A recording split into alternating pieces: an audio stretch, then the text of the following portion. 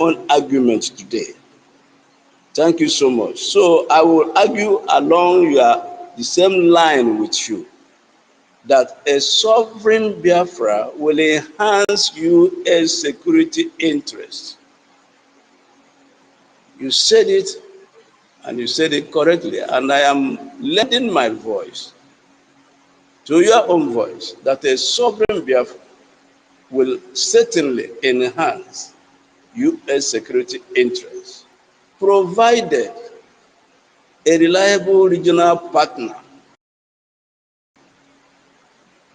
Provide a reliable, we will not only enhance security interests of the United States, we will also provide a reliable regional partner and help contain terrorism before it reaches the global stage.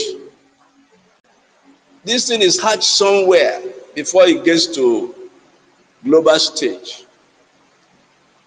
So certainly, like you said, a sovereign Biafra will enhance U.S. security interests and will also provide a reliable regional partner. America doesn't have a reliable regional partner in Africa today. No.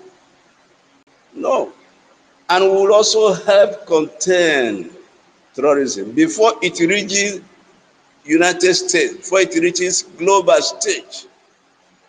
And I want to also mention it. We are not here to lecture America.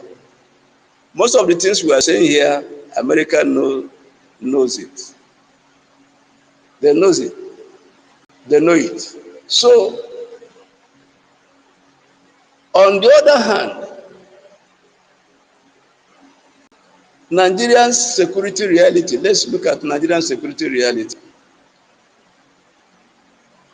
And let us begin with facts. I always want us to deal with facts, something that is verifiable. Nigeria is no longer a model security partner to any country, not just United States, to any country. Nigeria is no longer a model security partner. Nigeria faces multiple overlapping terror ecosystems.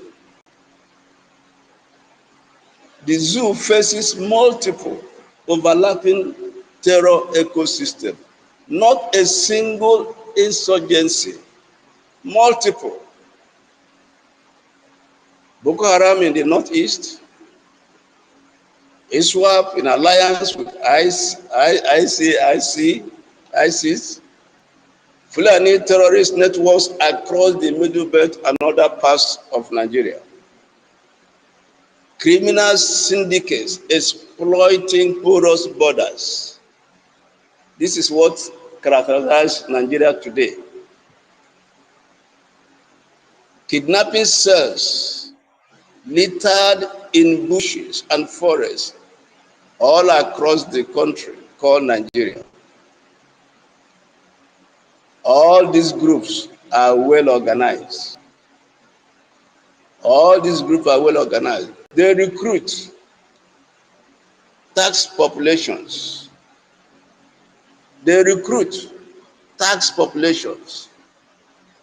Govern local communities, and move weapons and funds internationally. This is what Nigeria represents today. So Nigeria in its present state can never be a reliable partner to any country today in the war against terrorism. What is happening in Nigeria is not a chaotic violence, like as if just a violence. No. This is a pattern terror infrastructure. What you see in Nigeria today is a patterned, organized terror infrastructure.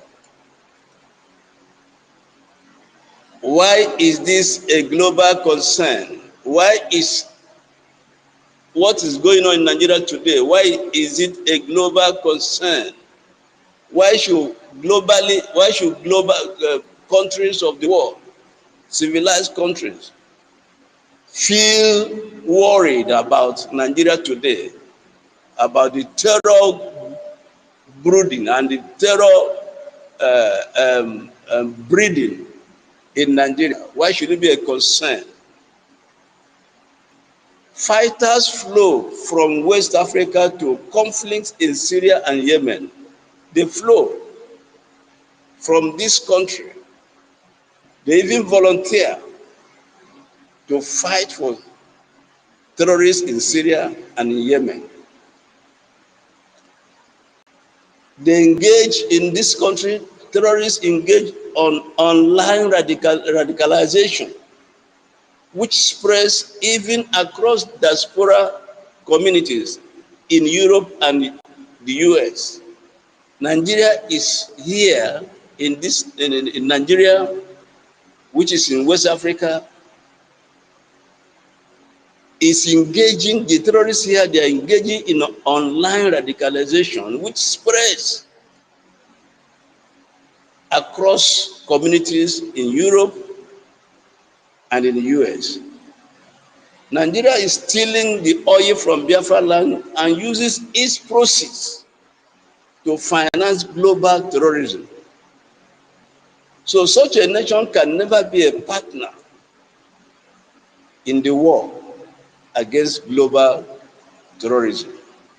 Nigeria is stealing Biafran oil and uses its proceeds to finance global terrorism and kidnapping operations via international black markets. This is what Nigeria represents today. This is what Nigeria is today. This is what Nigeria is today. Let's take note of this. Let's take note of this. If something incubates in Africa, if something incubates in West Africa, it does not stay there. The terrorism that is incubating in Nigeria does not just stay in Nigeria. It's exported out of Nigeria. We should remember, is it Mutulab, one young guy in Nigeria, many years back, who was in the aircraft going to US and was strapped with explosive.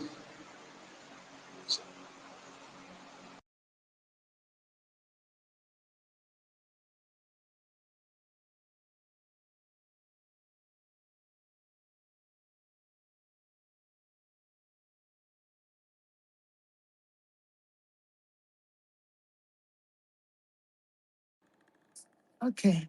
Yeah. While a veteran arranging himself to be back, let's greet our people because today is Monday, the 12th of January, 2026. And as you can see, the year is going on once again. You know how it flies. By the time you know it now, it will be December. So, my people, this is just how life goes. You know, this is it's already 12th. Just the other day, it was 1st of January, 2026. It has started running, Now, so you go run now. It will be December. So what are we saying? We are saying that we have a duty that is waiting for us back home. Back home is too cold. It's too cold. It's waiting for money.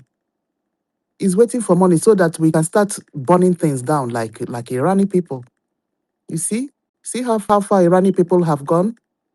Yes, my dear, we really need to open a special space to talk about how can some people conquer that fear of death? How? Because okay, Daddy, you're back. All right. Yeah, thank you so much for standing in for me. So what I was saying is, when something incubates in West Africa, don't just think that it will remain there. No, the terrorism that is incubating in Nigeria, that is hatching in Nigeria, does not just stay in Nigeria. It does not stay in Nigeria. is exported. And one of the main targets where this is exported to is United States. United States. Like you said there is a conspiracy to bring down America. I took note of that when you were talking. You said there is a conspiracy to bring down America. And they will never succeed. They will never succeed. And that's why Biafra is coming alongside with Israel to assist. They will never succeed. So, why Nigeria is a security liability? Why Nigeria, after this segment, I would like us to say one or two things. We are looking at Nigeria as a security liability. Do you agree with me that Nigeria is a security liability to any country? Yes. Yes. Nigeria is a security liability to any country. Any country. And this is a very uncomfortable truth to them, that Nigeria is a security liability to any country, especially the US. It's a very uncomfortable truth to Tinubu and his cronies. Nigeria struggles not only because of weakness. It's not an issue that Nigeria is weak. No, that's not the issue. That's not the issue. If that was the issue, well, it could have been handled. Nigeria does not struggle because it is weak, no, but because of complicity and contradiction. It's not because Nigeria is weak, no, because of complicity and contradiction. And what do I mean by Nigeria struggles not only because of weakness, but because of complicity and contradiction? Just listen what I mean.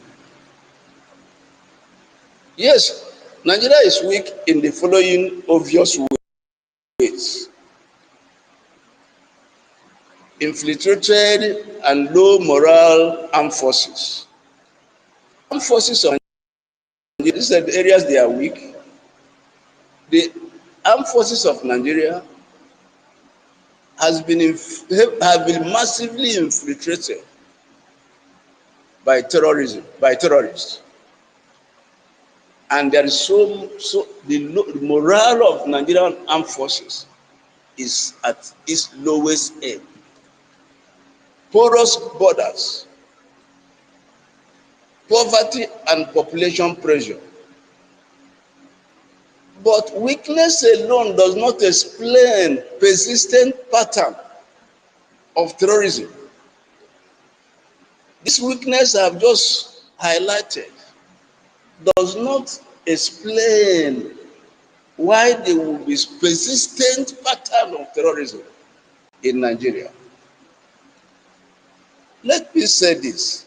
Weak states that are weak, usually respond by persecuting enemies aggressively. Yes, a state may be weak, but when it comes with enemies of the state, with terrorism, they will respond by prosecuting those enemies aggressively in spite of their weakness. But what do we see in Nigeria? Nigeria often does the opposite. Nigeria often does the opposite. What does Nigeria do? Terror suspects are arrested publicly, paraded publicly before cameras, and quietly released later. Take note of this. In Nigeria, terror suspects are arrested publicly and paraded before cameras and quietly released later. is not deterrence. This is permission. Nigeria is giving permission to what you see happening today in that God-forsaken country. Non-sponsors of terror are rarely prosecuted. There was a time we learned that United Arab Emirates submitted names of terror suspects. Non-sponsors of terror in Nigeria are rarely prosecuted. So such a country cannot be a partner or ally in the war against terrorism. Investigations in Nigeria stall once they reach politically connected figures. Once terrorists are being prosecuted or arrested, once it gets to politically connected figures, you will hear my oga on the top says, my oga on top, and that it is dead there, it dies there. Ethnic and religious solidarity becomes a shield in Nigeria. Where you come from will determine whether you will be prosecuted or not. So if a terrorist from the north, which is the only terrorists we have in Nigeria, they're all from the north. Because of where they come from, because of what they represent, because of their religion, you dare not prosecute them. Rather, because of their religious solidarity, it becomes a shield. This is not speculation. What we are saying here is not speculation. It is documented behavior of Nigeria. This is a documented behavior of Nigeria. Then comes contradiction. When I talk about Nigeria also suffers contradiction, what do I mean? Publicly, Nigeria declares war on terrorism and receives Western military aid. Publicly, Nigeria declares war on terrorism. You will hear it in their news. And that attracts Western military aid.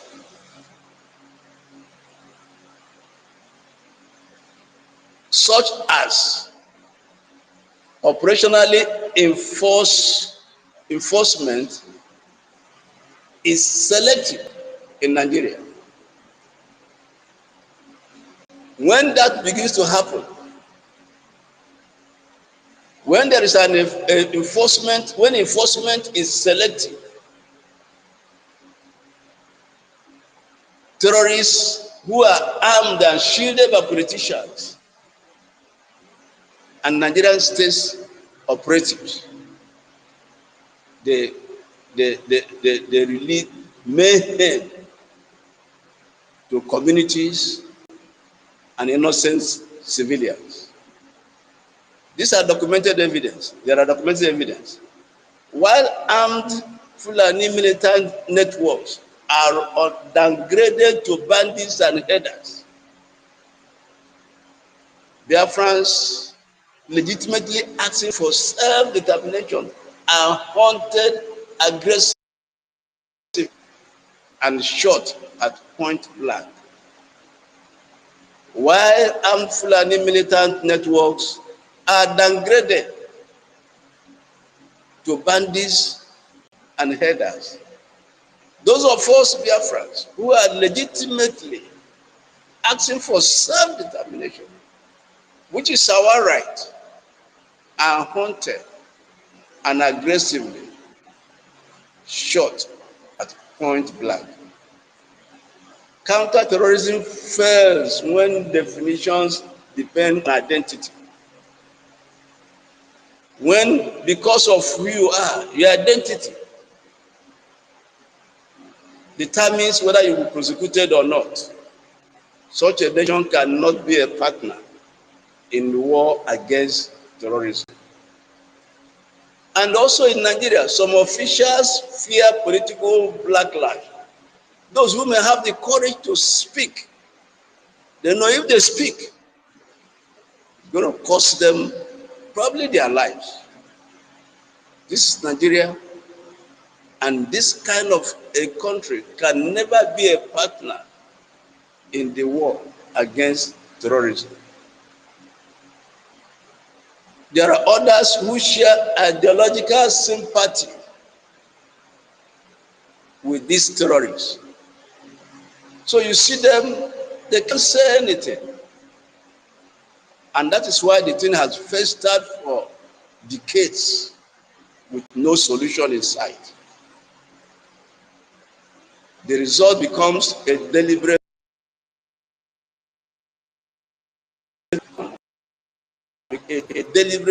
inaction in the part of Nigerian government.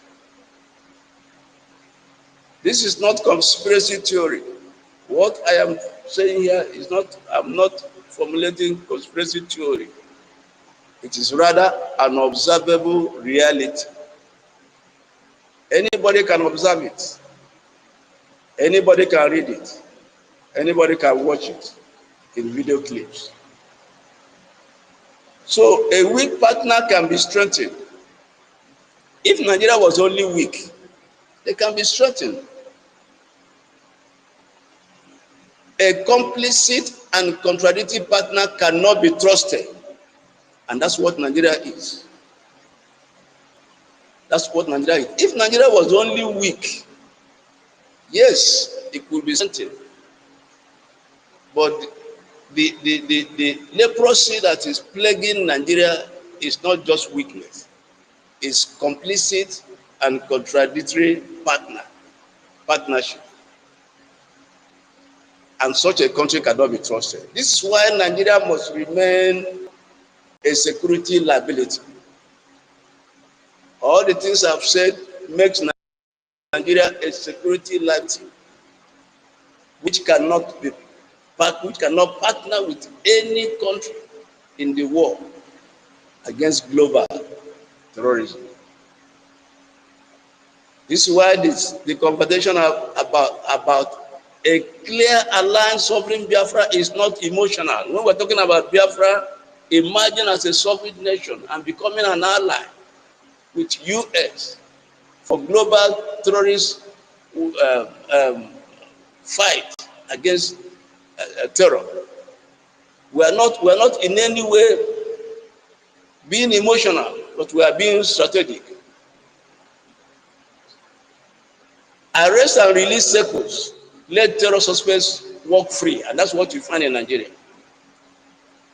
Arrest and release circles. This allows terror or terrorists in Nigeria to walk freely, and it is happening.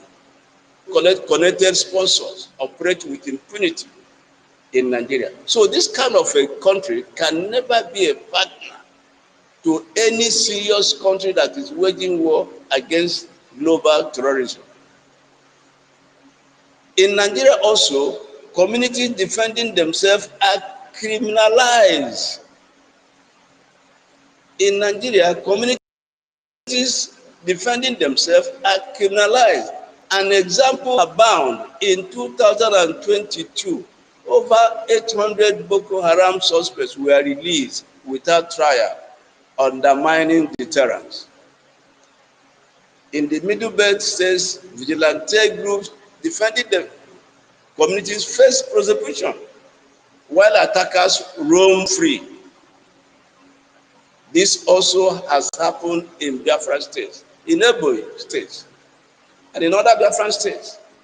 Attempt to defend yourself, you become criminals. The government comes against you with all the forces within their disposal. So we are saying that a state that cannot prosecute terrorism cannot defeat terrorism. That's what we are saying, that a state that cannot prosecute terrorism The same state cannot defeat terrorism. So don't wonder why this has lingered for decades and only when God knows when. The simple reason is a state that can prosecute terrorism, that state cannot defeat terrorism. What I'm saying is not theory. It's not theory. This is observable behavior documented in UN, Brookings, and US State Department reports.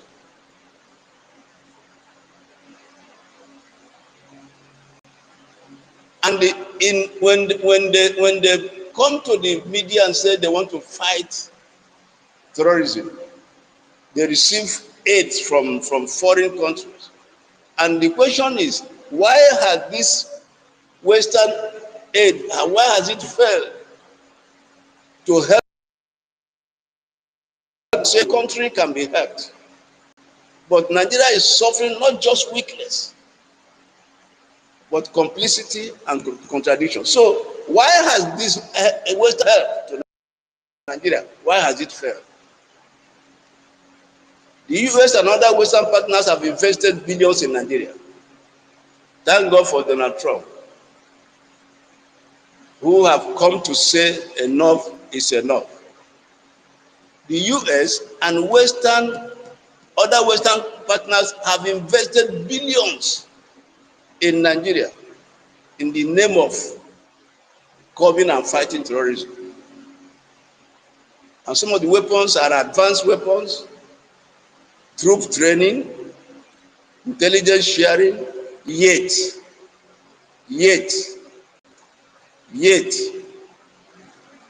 terrorism has grown stronger.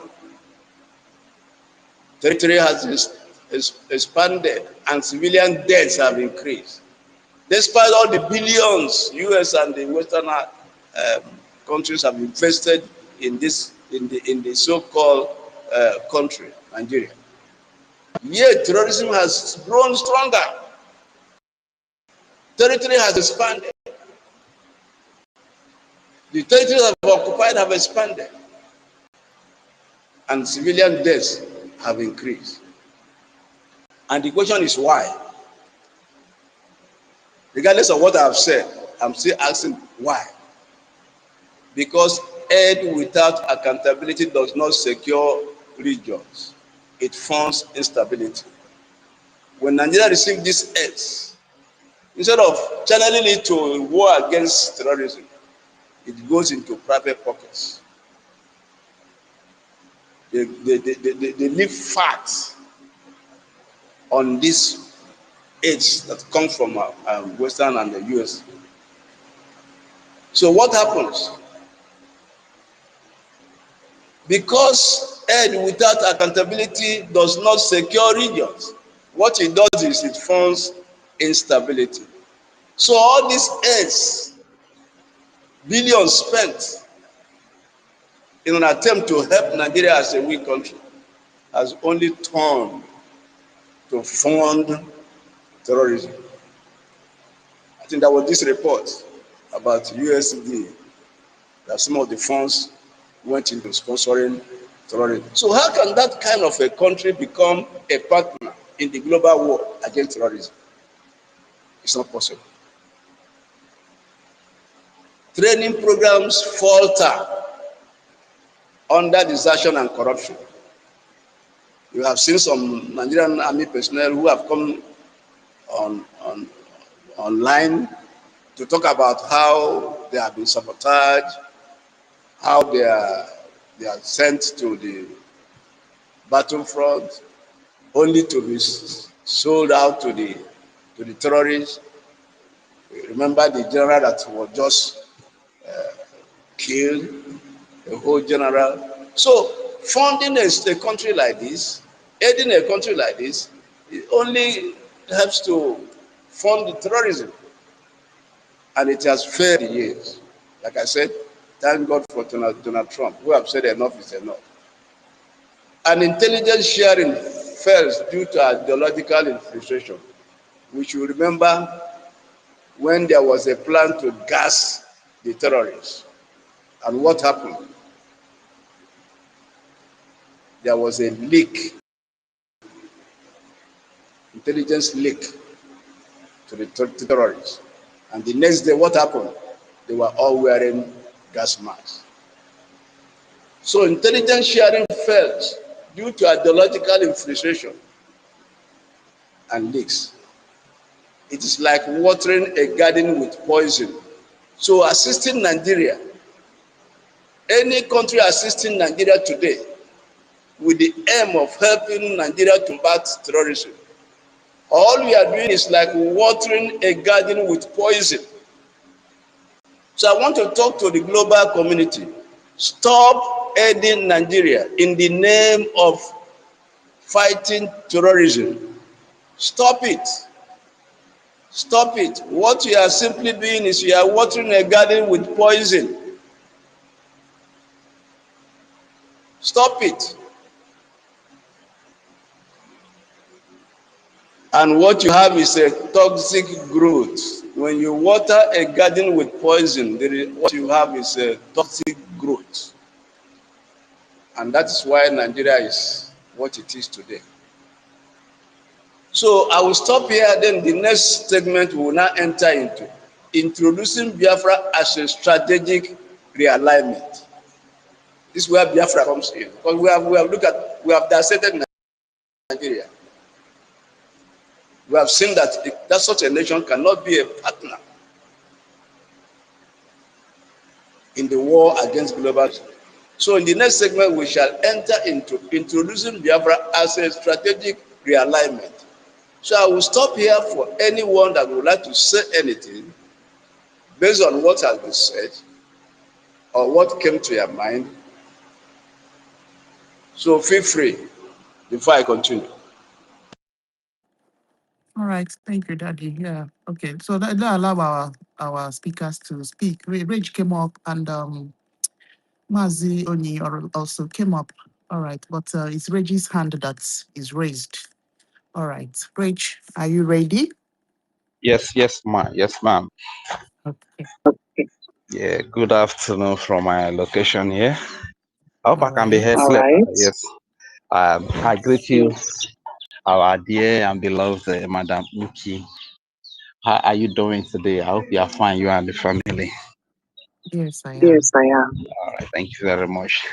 And to our daddy, our senior citizen, the whole veteran dragon. Ah, now wow.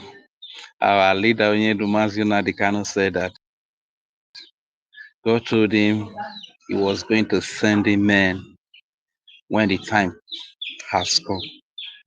And the likes of Vetra Dragon, the likes of Tutus, the likes of Madam Uki, and every great comrade that is working so hard for this freedom is a pointer and a clear indication that indeed the hour has come, the time has come.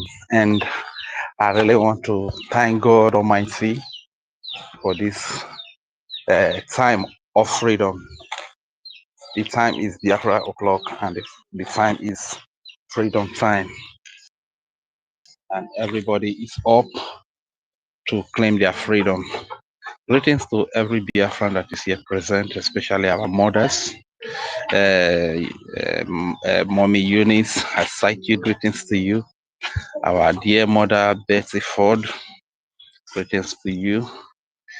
Dear mother, Madam Unki, greetings to you. Dear mother Tutors, greetings to you. And every mother that is here present, and to all my fellow comrades, the men that are here. when you talked about men of steel, you are the men of steel, man. I love you so much, and believe you, man. In my next word, I will still come as Biafra.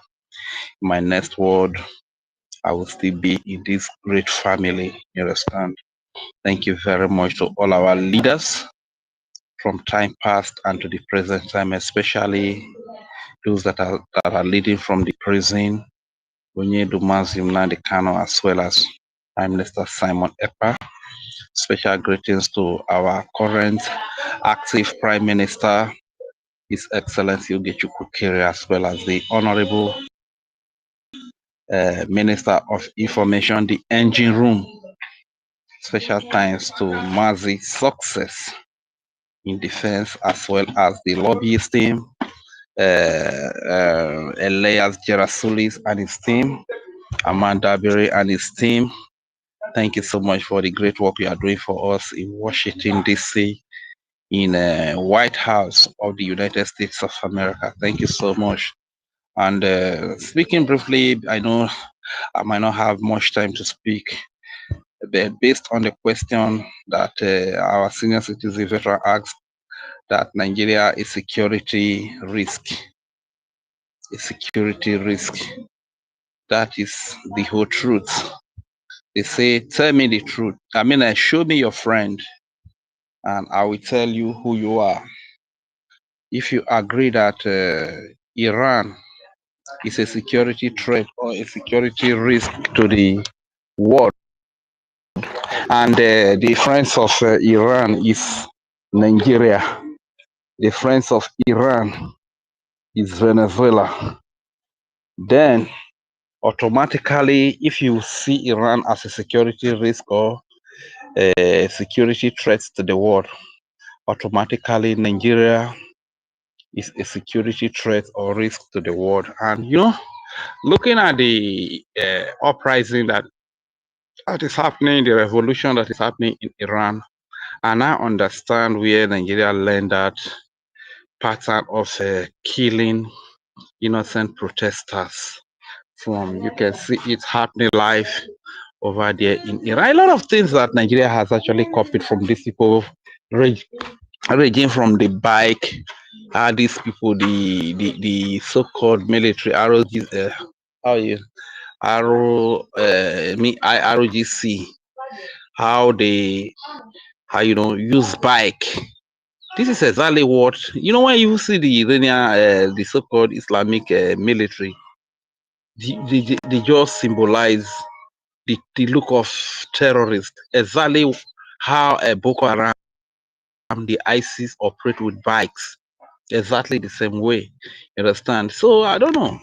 Any civilized nation like America, like the West, those that are really believe in civilization, that believe in democracy, that are still aligning with Nigeria. Our daddy, you can't even explain it better than what our daddy say that aligning with Nigeria to fight against terrorism. Terrorism is like watering a garden with a poison.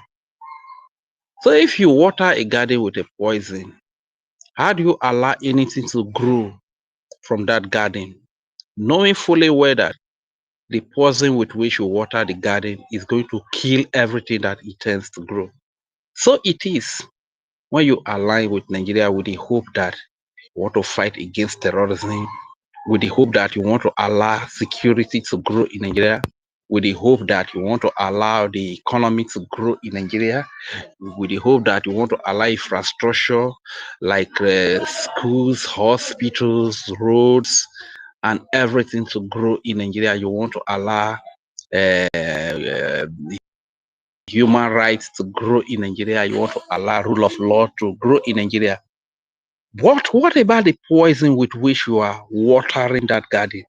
What about the fact that Nigeria is that poison itself? The decision makers in Nigeria, ranging from Asoro to the military, to the police, to the civil defense, to the custom, to the local government chairman, to the senators, these are the real terrorists, because these are the people that are sponsoring this, all these feed, these are foot soldiers, they are foot soldiers, they are rag wearers, and those that are in uniform. So that analogy really captures everything. Aligning with Nigeria to fight against terrorism. It's like watering a garden with a poison. Will that poison allow anything to grow in that garden? Nigeria being the poison, will Nigeria allow anything, the aforementioned, grow in that place where different nations are contracted as a country? The answer is emphatic no. So if you see Iran as a security threat, and immediately the October 7 happened, few weeks or few months later, one of the top leadership of Hamas came to Nigeria to have meeting on how to get support to fight against Israel. If, as we even speak, not quite long, Iran sent an envoy to locate one of their terrorists that has killed a lot of Biafran Christians in the name of Hope Uzodimma, to align with him. And you see, you as a civilized nation, you from United States of America, you from Europe, you still want to align. Though I know that many of the countries in Europe, they are funding terrorism. They are backing like the UK, France, and some of them, you understand, they are really the ones backing these Islamic jihadist and terrorist activities. You understand? But you, that is a civilized nation, you have respect for rule of law, you believe in democracy. Why would you want to support Nigeria to fight against terrorism? Why do you want to water the garden with a poison with the hope that anything is going to grow from that garden? It's not possible. And I want to also speak to people over there. I know this is just a little deviation, but it just will be like 2 seconds or 3 seconds. Please don't be offended. When somebody is wrong, you cannot protest to still protect that person. I'm referring to the Minnesota ICE shooting. What that woman did is very wrong. When a law enforcement agent clears you, you are supposed to park. You are not supposed to resist arrest like what that woman. That is very risky. And I'm saying this because of our people that are abroad. I am not abroad, I've not been there. If law enforcement agent, you are not in Nigeria like when Nigeria police clears you or Nigeria army clears you, you might be adopted or you might be killed on the spot. Abroad, it's not like that. When that happens, when they stop you, clear, park very well. But the attitude of that woman driving away, and he was even almost hitting, yeah, he was even almost hitting that law enforcement, the ICE agent.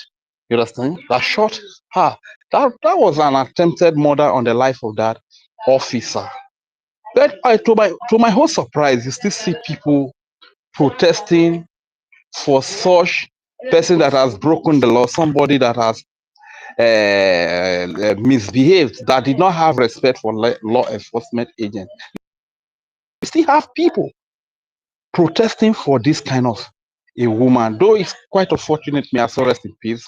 It's so bad that though if I were to be that police, though since he did not hit me, probably what I would have done is to shoot her tire.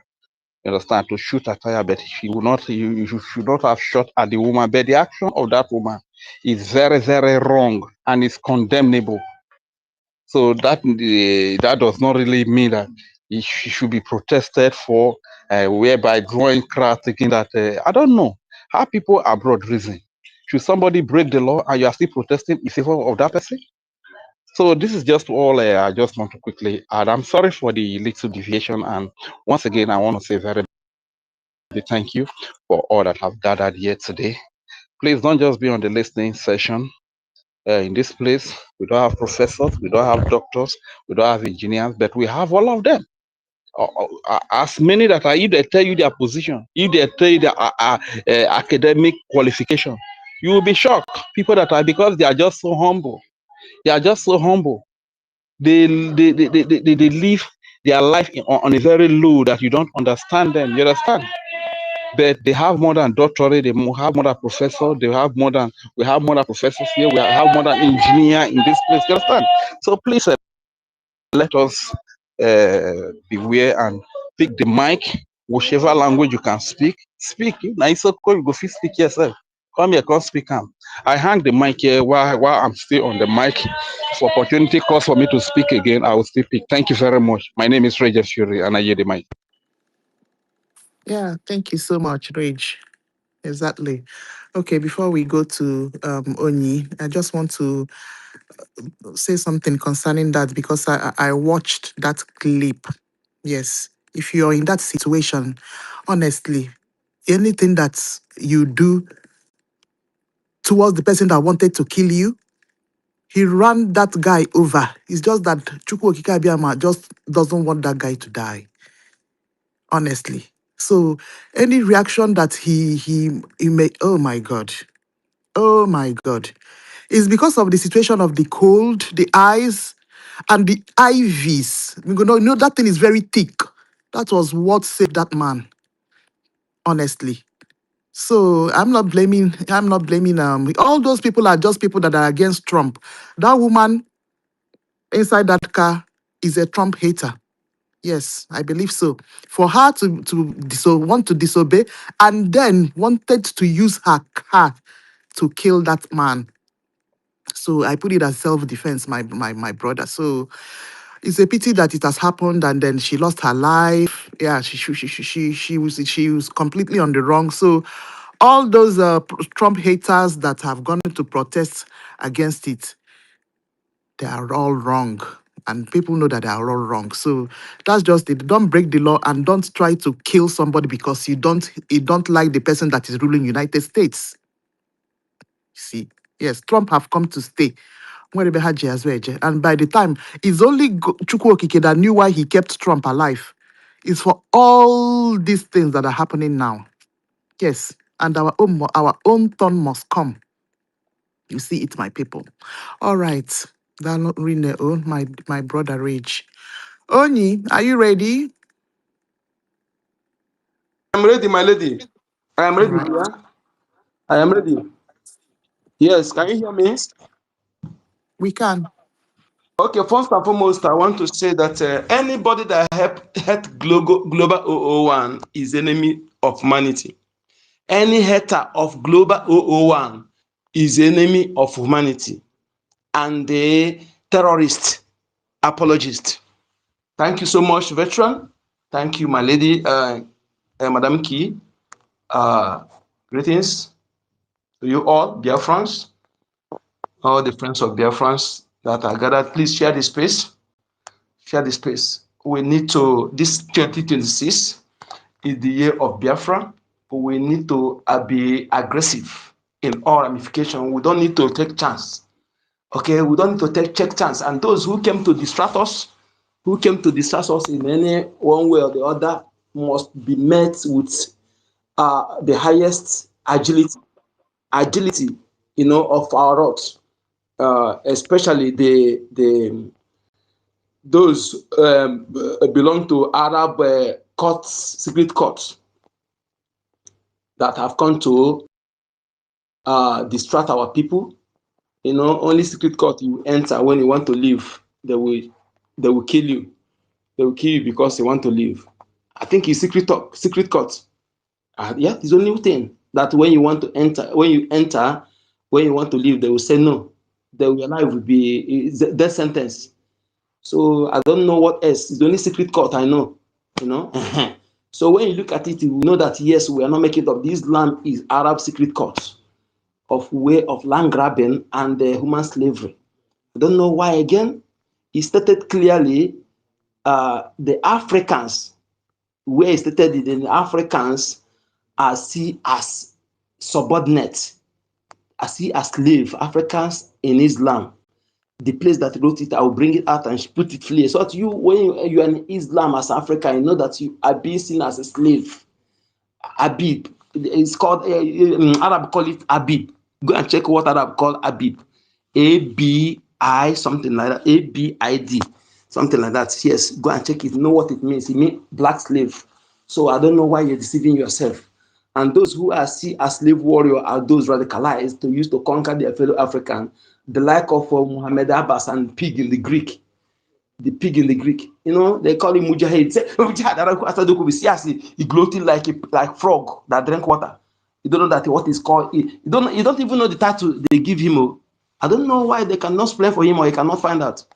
He's a slave warrior. Anyway, let me not digress. I just want to, yes, the sovereign Biafra, a strategic ally for U.S. security against terrorism. Absolutely.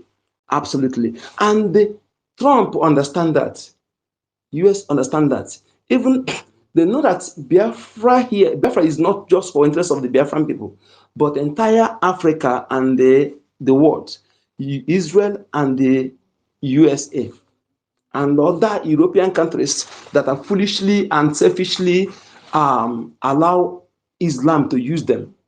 Imagine all the money that zoo are looting, saving, they are using to bribe every bribeable. All the countries, all the organizations that are supposed to speak for Biafra, speak for human rights, Islam, Fulani Caliphate have bribed bribe all of them. Imagine Facebook claim it has money, but they bribe Facebook, bribe YouTube, bribe to what's it called? All the media, CNN, BBC, and all the Zoo media. Only Elon Musk refused to be bribed. Yes, because all of them put together, Elon Musk can pay their bill together. All of them put together.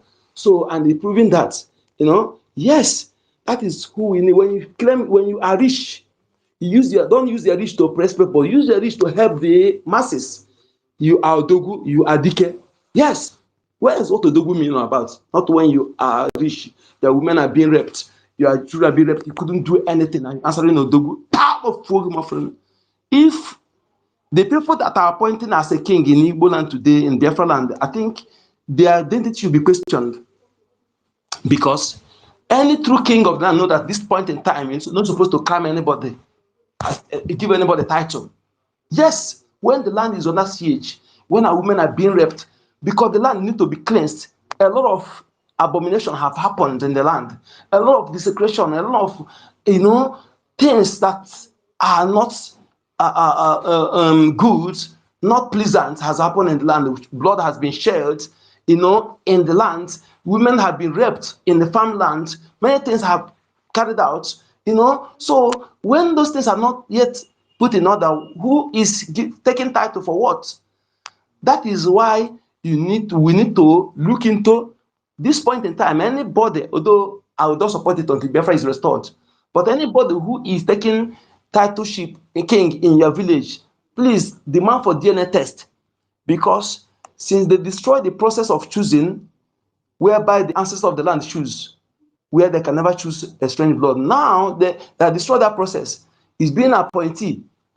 Those who are appointing them are cowardized puppet governors that are doing the biddings of the caliphate. Errant boys of the Fulani Caliphate. They appoint the likes. They appoint those whom they can even Sultan Sukot can even give any governor list, appoint this person as a king. He has no choice. Are you aware of that? So he may be a Fulani born in the land long time ago for on purpose, tell you to appoint the person as a king. I saw one last time. I was shocked. To ordinary Kanzu, that when I was small, I watched my father learn how to do it, that a person who call himself king are doing it backwards. They don't draw Nzu back. They draw from back to front. But this one call himself king, he will drawing it from front to back. I said, now, wow, how do we get here? So these are the people desecrating the land. I have said this several times, that you as a youth disobey them because they are your enemy. They are not recognized by the gods of the land. So these are the people who are joining Fulani Caliphate to give our life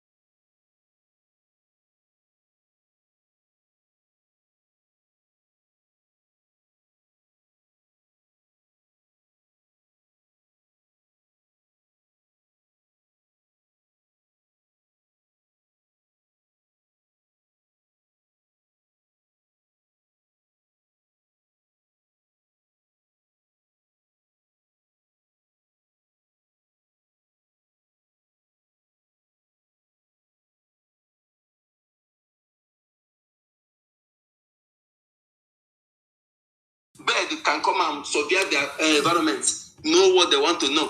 So they want to push the US into striking innocent area. They will accuse them of killing innocent people.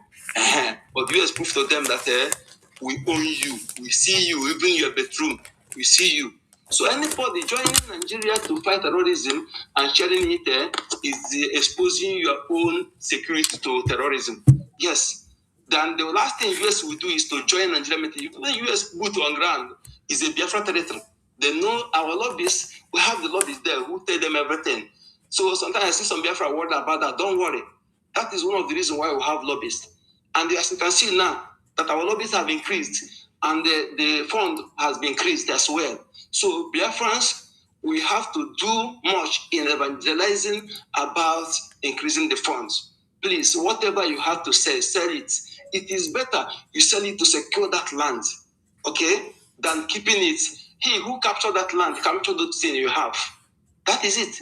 If enemy capture that land, those things you have in that land that you don't want to bring to support, to secure that land, enemy will have everything. Yes. So it's better you dispose that thing and use it to protect that land. It is land first before math. Yes, so my people, it is very, very imperative we join hands to do this fast. You see where the enemy coming from every nook and cranny. The one that is even annoying me so much now is this disrespectful acclaim Igbo Islam. Is a very disrespectful. Imagine how they expose themselves everywhere. One, I want to ask people, what is that organization that when you enter, when you leave, they will pursue you to kill you? I think it's a secret court, right? Secret court, we know. So Islam, when you enter Islam, you want to leave, it's the death sentence. What does that mean? Islam is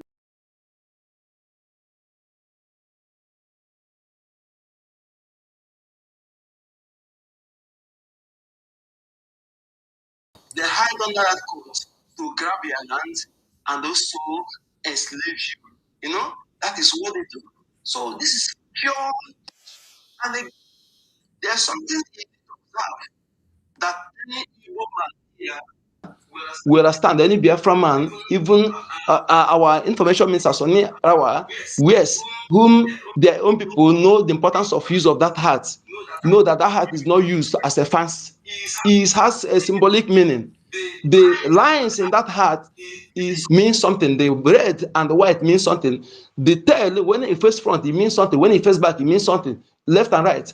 Imagine where you see both children and women come and just wearing it as if it's a uniform. Shows that those people, they are not Igbos. They are desperate. Their desperation made them to expose their evil, their identity, because they are not Igbo. They are trying to claim to be Igbo Muslim, but Igbo Muslim does not exist. Therefore, my people, we are warning them again, warning them, because they are the same terrorists, enemy of Trump, enemy of Biafran people, enemy of humanity, enemy of freedom, enemy of nation, enemy of innovation. They don't want innovation. Okay, that is why only what they can bring to us is religion, to make me to hate my people. You know, when I kill my own, when I become there, I will say, I hate my person, I will kill my brother, I will say, it's Allah, Allah, I kill for Allah, Allah asked me to do so. I want to ask question, why are they hitting the head of somebody they want to convert? They put the mouth in the mouth. What kind of incantation is that? Is that reason why after converting, they will hate their own people? Why? Which church, which religion for God is act like that? Why are they hitting the head of the people? Why are they putting hand in their mouth and doing incantation? Okay, we need to ask many questions about it so that our people will know what, in case if there is anybody, I know they deliberately make you hungry. After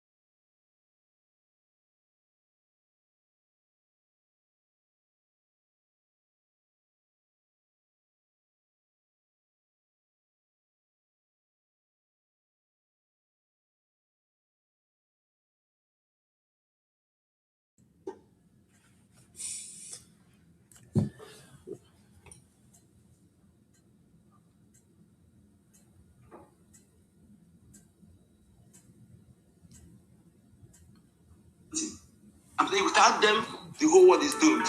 Thank you. All right. Thank you so much, Juni. Very, very, very, very well said. And many points that I have picked out that I'll speak about later. All right. Rich, your hand is raised again. Your hand is raised again. Okay, thank you very much. I will be very brief. This very time shows you that the likes of Shuri, they are very sick. Let me tell you, the people that have died in Iran, even people say will not be afraid to die, knowing fully well that what you are fighting for, your people are not giving up. That even if you die today, your death is not with them. And in a very short while, it is surprising that Iran will become a free nation again. And those that are good at making math will be using them as a reference point. That being said, if you are a rich man, if God has been gracious to you, God has blessed you, and your wealth, your riches, you only use it to enslave people, to keep people in slavery, it means that it is a mistake for you to even have that wealth in the first place. Look at the likes of Elon Musk. The Islamic Republic regime in Iran has cut off the network, everything, shut down everything. But Elon Musk is using his riches to bring freedom of expression to the people by installing Starlink in Iran today. What am I trying to say? God has given you that word, that money, to set people free for the freedom of humanity, not to enslave humanity. This is just all I want to quickly add. Thank you very much. I yield the mic again. Okay. All right. I think Veteran. yes. Okay. I think I should continue from here, and I want to thank every one of you for your contributions. And Rich, your hand is up again. Rich, your hand is up again. No, I've dropped my hand. My hand is not up. I've dropped it already. Okay, it's all right. So let's continue. I appreciate all your contributions. You have spoken well, and they're all on point. Thank you so much. I can feel the bitterness and the anger in all of us from our submissions. So thank you so much. Now we have been able to dissect Nigeria, and we're able to make it clear and loud to everyone that Nigeria is a security liability and cannot be a partner to any serious country in the war against global terrorism. That has been made clear from all that we've said so far. So we're going to look at the BIAFRA as a strategic realignment. And it will surprise you to know that BIAFRA will certainly be a strategic ally for U.S. against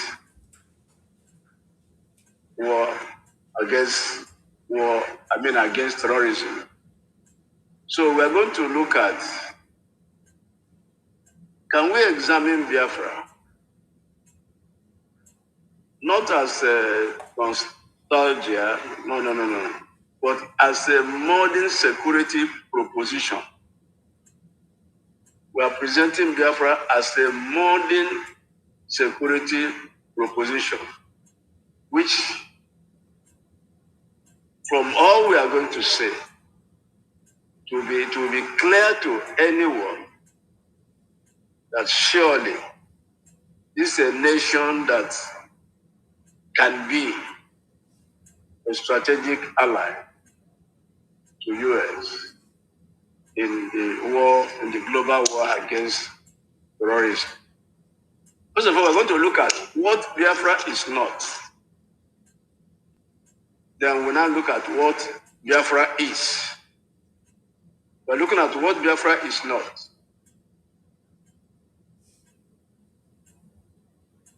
Biafra is not a tribal supremacy. Not a tribal supremacy unlike what we have in Nigeria. You know, in zoo, all citizens are not equal. That is clear to everyone. Biafra is not going to be a religious extremism.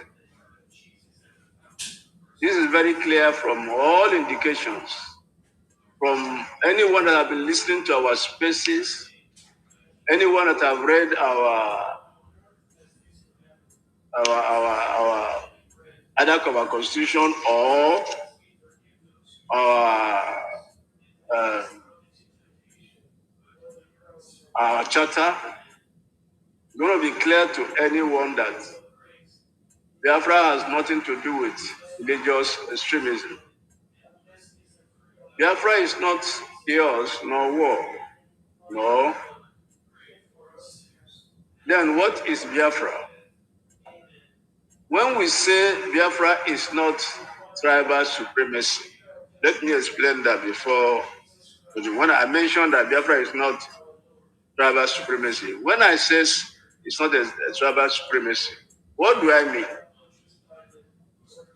We are directly rejecting the false narrative that Biafra self-determination movement is about one ethnic group seeking dominance over others. I want to repeat that. When we say Biafra is not a tribal supremacy, we are directly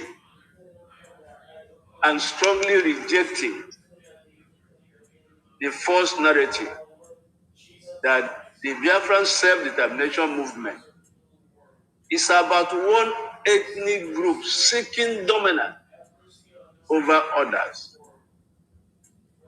What this means clearly is that Biafra is not a project to elevate one tribe above another, as we see in Nigeria. As we see in Nigeria. Biafra is not a project to elevate one tribe above the other. Biafra is not an Igbo domination agenda.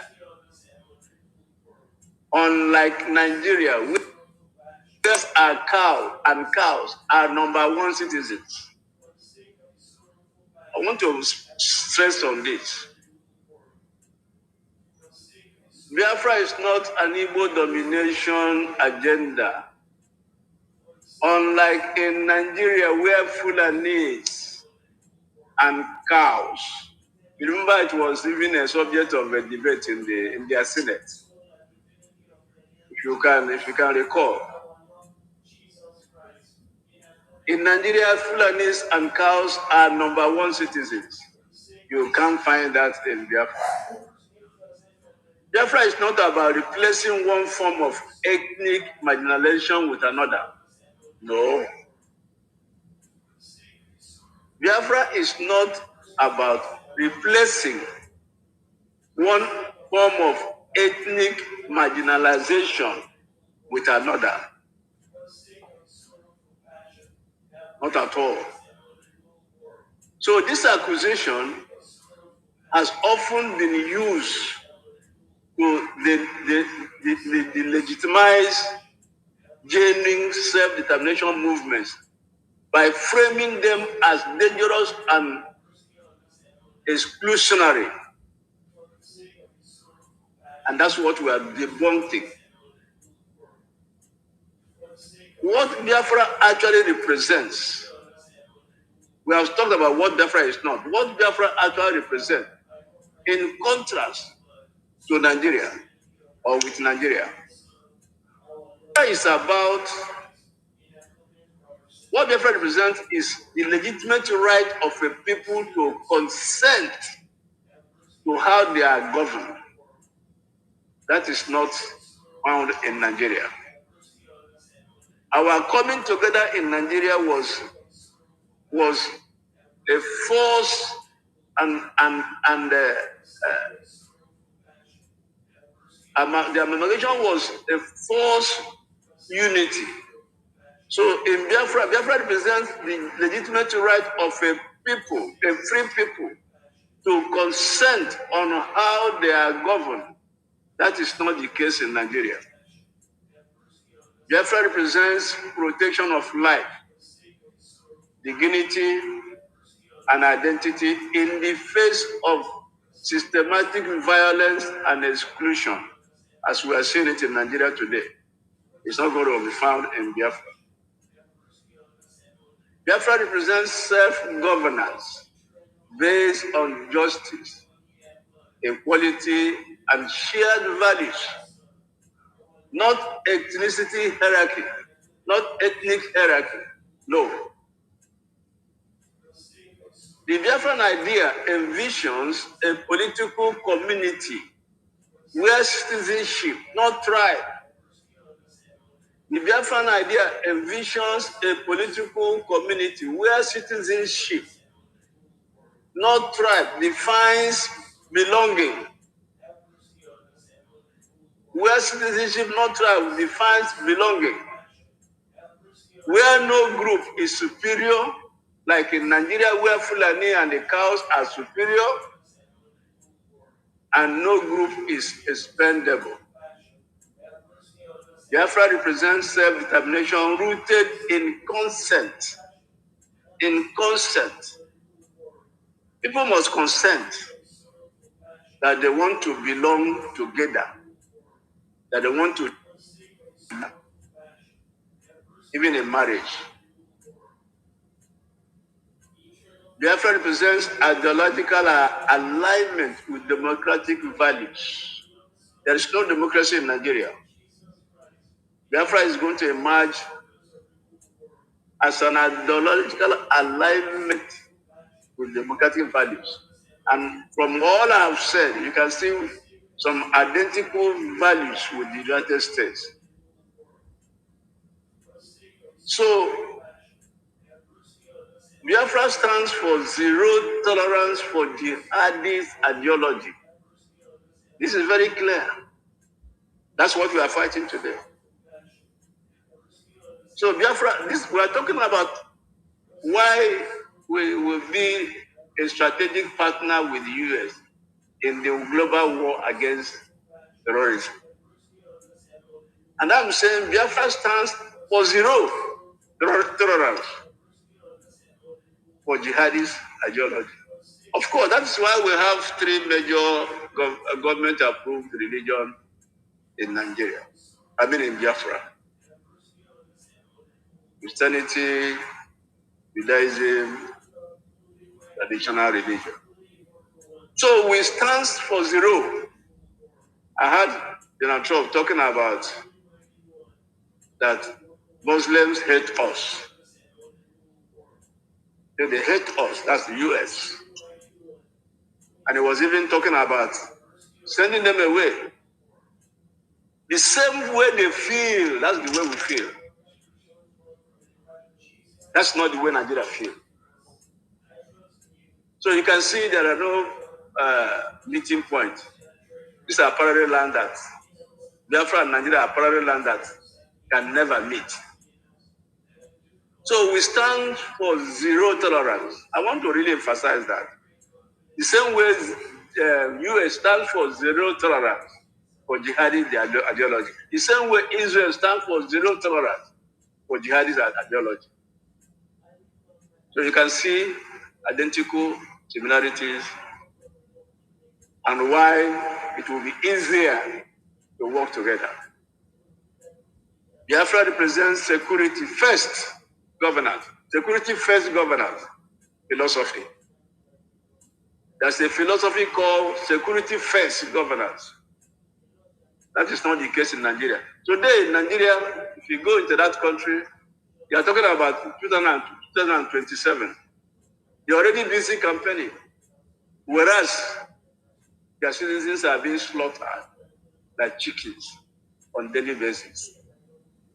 But in Biafra, we represent security first, governance. And that's a philosophy that Biafra will hold so dear. That security of the citizens of Biafra will be paramount to the government of Biafra. Security first governance philosophy. Clarity is a security asset. Clarity is a security asset. And I will explain. Take note of this. Clarity is a security asset. And I will explain. Ambiguity is a liability. I will explain also.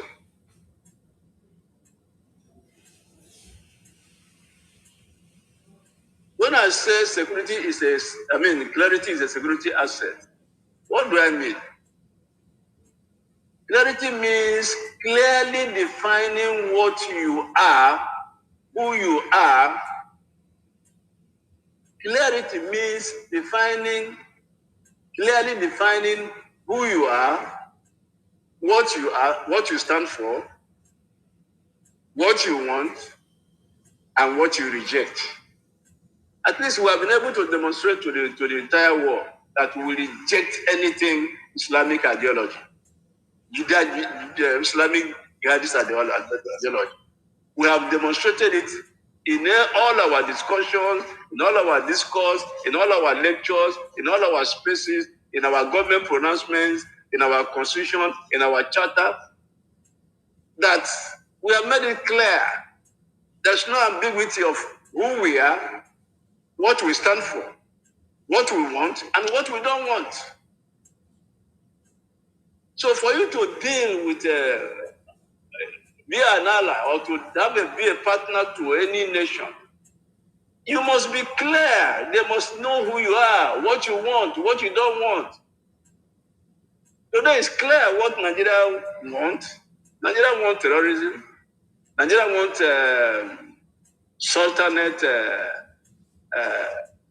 a country that is sultanate, Islamic Sultanate Republic of Nigeria.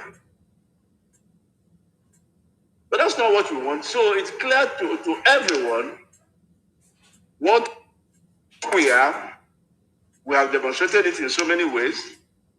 What we stand for, and what we want, and what we don't want, what we reject. So this is where clarity is important when it comes to security. Make yourself clear. Be known for who you are, what you want, what you reject, what you will never tolerate. And we will never tolerate Islamic jihadist terrorism. Any terrorism or in any manner of any kind will not be tolerated in a sovereign Biafra. In security, governance and liberation movements must be clear. There must be clarity of what they want and what they don't want. And when you are clear about who you are, what you want, and what you don't want, when you are clear about this, as we have made it clear, there's no ambiguity in our language, in our expressions. We have declared openly who we are. So when that is the case, what happens? It prevents misinterpretation by adversaries and observers. So there's no observer that will say they can't understand what we stand for, or who we are, or what we want, or what we reject. So clarity is very, very important. It prevents misinterpretation. Nobody will misinterpret our aim and our objective. But you can't really understand what Nigeria stands for. And if you really want to understand it, they stand for terrorism. They are sympathetic to Islamic jihadist terrorism, and they sponsor it. So you can, it's very clear. But we have made our own, what we are clear. So we can not be misinterpreted either by adversaries or by observers. When you you are clear about who you are, what you are, what happens? Clarity builds trust with neutrals, even those who are non-aligned nations. When you are clear about who you are, what you want, and what you don't want, you make yourself clear to those even who are neutral, and to your ally, and to institutions. So any ally of Biafra today cannot say they don't understand who we are, what we want, what we don't want, what we reject, and what we represent. So clarity is very, very important, and Biafra have made themselves clear. Clarity reduces fear, because people fear what you cannot understand. If they don't understand us, they will be afraid of us to have us as allies. But can you understand Nigeria? How can you understand a country that comes to the air on air and say they want to fight terrorism, and at night they are sponsoring terrorism? That is not what Biafra is. We have made ourselves clear. So that nobody has to have any fear of aligning with Biafra. It's only when people do not make themselves clear like Nigeria, then you can fear because you cannot understand them. Clarity projects legitimacy. When you are clear, you protect legitimacy. By losing this, by losing the space for false narratives. When you are clear, it helps you not to be misinterpreted, and the false narratives cannot thrive against you when you are clear of who you are, what you represent, and what you want and what you don't want, what you reject. So false narrative cannot thrive against you when you make yourself clear. When a movement is clear, like ours, its intentions are harder to demonize. That is why Nigeria finds it difficult to demonize Biafrans in the international space. When a movement is clear of what they want, who they are, what they reject, and what they are doing, it becomes difficult, harder for our.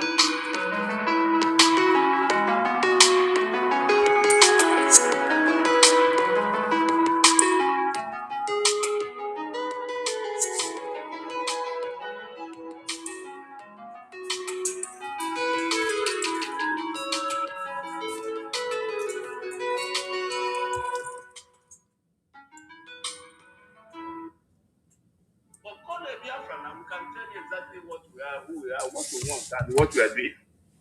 The guy was stammering in that space. That was a shame for a whole foreign minister, because Nigeria is ambiguous. So clarity will help us, and that's exactly what we are doing. Making it harder for us to be demonized. And it also makes goals easier to defend. You can't defend Nigeria. That's why I wouldn't always say. You say, if you debate with me, I think for a minute, and you succeed or you prevail, say that he will do what? He will denounce the Biafran struggle. Because he knew that you cannot go into a debate with a Biafran about Nigeria. Biafra and you defend. Everything about Nigeria is evil. You can't defend Nigeria. It's indefensible. They're talking about demarketing Nigeria. Nigeria is already demarketing itself by what it is and what it represents and who they are. So, when you are clear, just as we are clear, our goal becomes easier to defend. That's why our APM can go to Washington, D.C., and they will meet as many congressmen as possible. And they will table our case, because it's very clear. No ambiguity. And Nigeria will go to the same place, and they will shun them, because they can't defend what Nigeria is doing. You can't defend evil. You can't defend evil. So this is very, very important. And when you are clear about who you are, what you want, and what you reject, actions are easier to be justified. That's why we are having easy sell in Washington DC. What we are doing can easily be justified. But you can't justify any of the actions of Nigeria. Is it the killing of Christians, the genocide against Christians that they're going to justify? How many of them have tried to justify it? And they, at the end of the day, bury their heads in shame. Like somebody like Bishop Kuka. I wonder how Kuka descended so low into the abyss. I used to respect that man because of his intellectual prowess. Whenever he goes to lecture, he's very sound. But unfortunately, Nigeria has demonized him. Look at the whole Kuka, Bishop Kuka, have lost all his respect because he was trying to defend the indefendable. You can't defend Nigeria. Manzi, don't be offended. Don't be offended. Let me interrupt. I think you were deceived by Bishop Kuka's English, but he lacks integrity. You were only because he can speak this basic English. He's very good at commanding the English. You understand? That is what you were deceived by. He doesn't have integrity. You understand? So now, situations and circumstances have made him exposed to them. Thank you very much. I'm sorry for interrupting.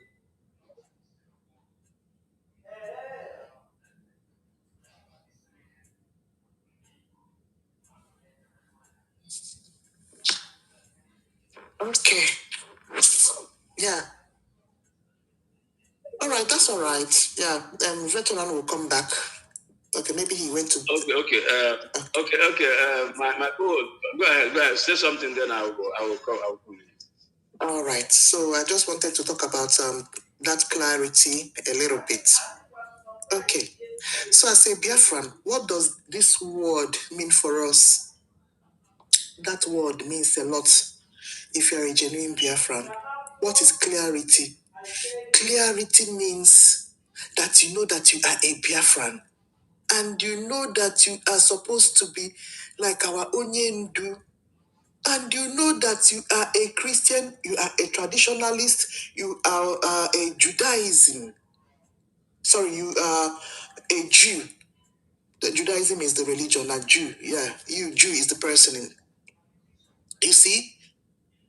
Then you know that you don't have Islam at all in your agenda.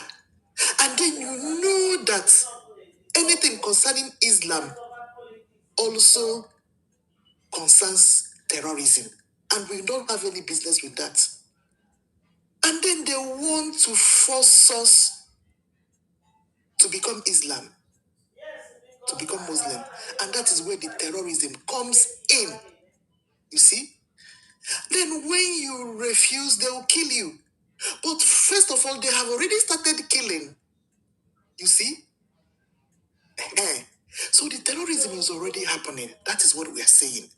So that clarity is what we present ourselves before the Washington.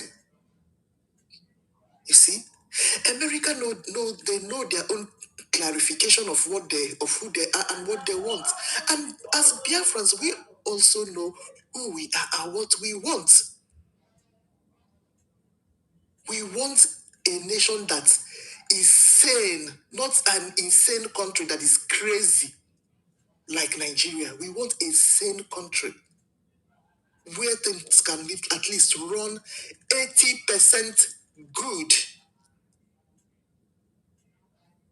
We don't kill people. Biafrans don't shed blood. You see? So what is clarity? What is that clarification? That clarification, let me bring it to this topic, is that we don't have any connection with terrorism. Okay? Terrorism is what we abhor. We don't want it.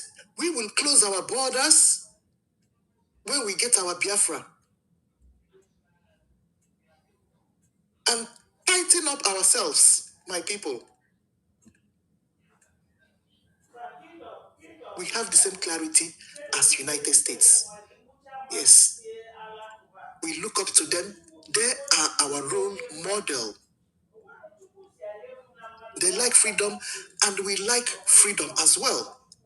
Freedom of speech, freedom of communication, freedom of humanity. That is what we are saying, my good people of Biafra. And each time I speak, I will always remind us that we have a duty that is waiting for us back home. You see, we must not be career agitators. Mbakwa. The sooner we started, the better for us. We must utilize this short period,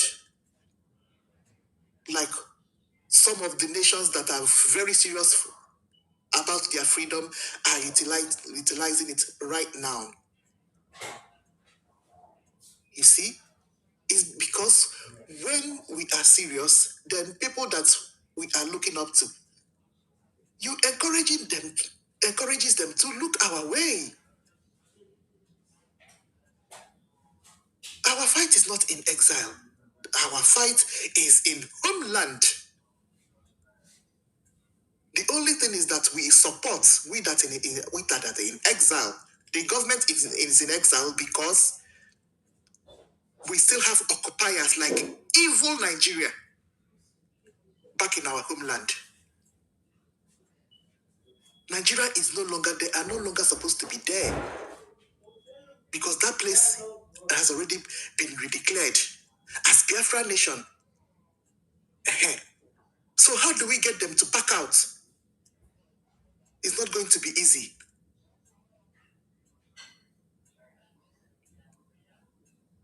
Ogara is because it's not only Nigeria that we have there, we also have United Kingdom, we have France, we have China.